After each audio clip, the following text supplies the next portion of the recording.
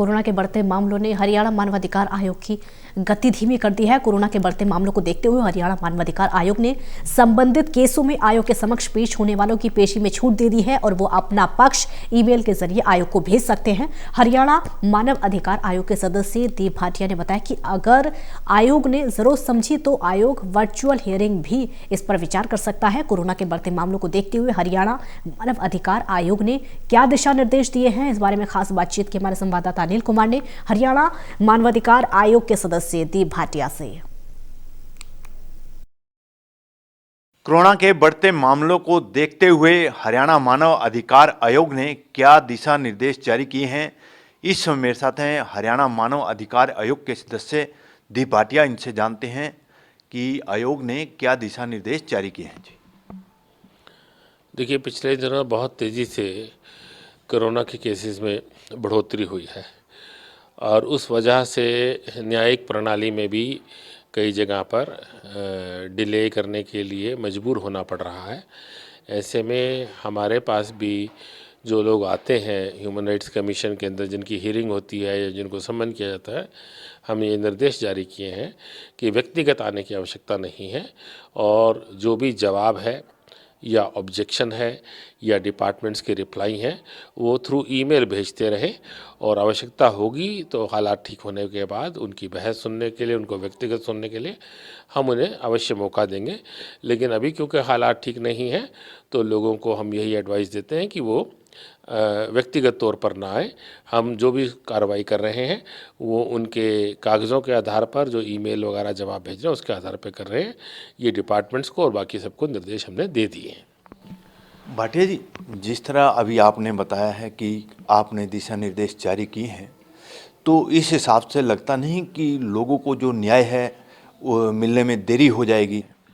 देखिए, गति कम नहीं हुई है, सिर्फ ये है कि वो मामले जिनमें व्यक्तिगत सुनवाई की आवश्यकता होती है या बहस की ज़रूरत होती है उनके लिए हम अभी अर्जन कर रहे हैं और व्यक्तिगत लोगों को बुलाना कम करें। कुछ मामलों में जब तक व्यक्तिगत सुनवाई ना हो निर्णय करना संभव नहीं होता, तो उनमें कुछ डिले ज़रूर है। बाकी कोई ऐसा नहीं है कि काम में कमी आ जाएगी। हम पहले भी हमारा जो एक सिस्टम है उसमें पर्सनल प्रेजेंस को हम इंसिस्ट नहीं करते, रेयर केसेस के अंदर ही हम पर्सनल प्रेजेंस पे इंसिस्ट करते हैं।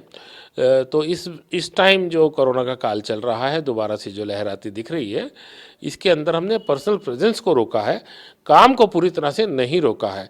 बाकी हमारे चेयरमैन जस्टिस एस के मित्तल साहब बड़ी पैनी नज़र रखे हुए हैं सारी स्थिति के ऊपर, समय समय पे इसकी समीक्षा कर रहे हैं। अभी तो छुट्टियों के बाद 2-3 दिन पहले ही कमीशन का दोबारा काम शुरू हुआ है।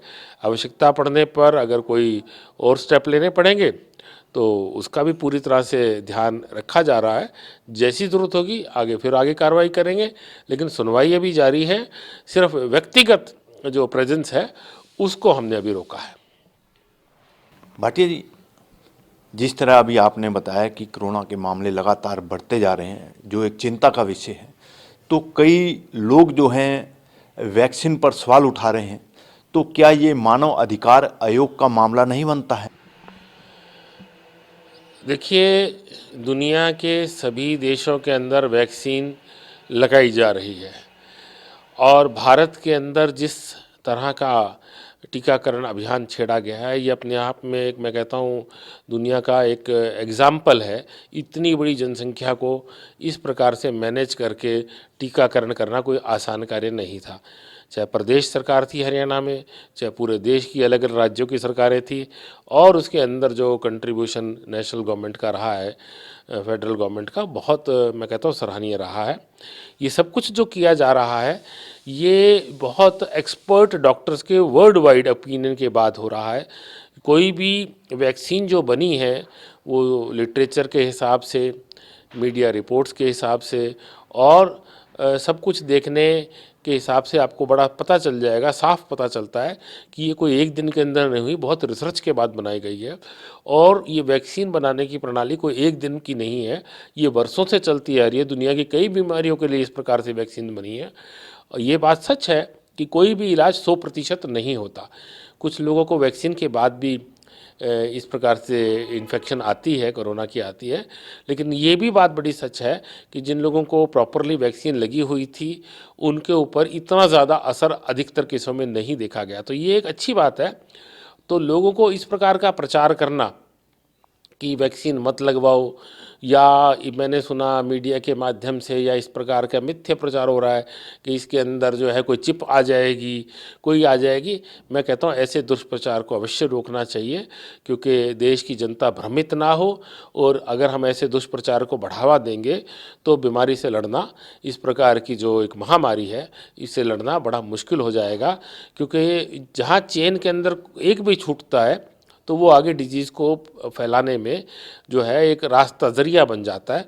जो कि हमारा प्रयास ये होना चाहिए कि 100% वैक्सीनेशन हो, और वैक्सीन कारगर है।